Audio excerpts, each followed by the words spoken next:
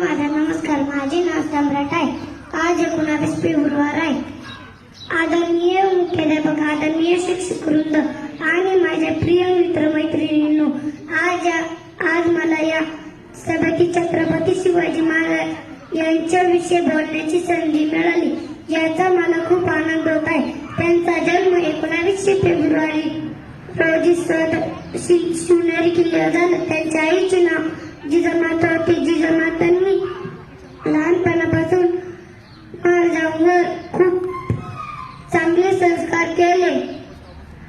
त्यांनी स्वराज्याची स्थापना केली. त्याचे राज्य प्रजेचे सुखासाठी ते शेतकरी, कष्टकरी आणि गरीब लोकांना काळजी घेत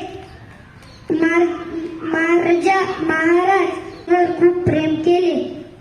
आपण अनेक राहिले तरच चांगले नागरिक बनू शकतो.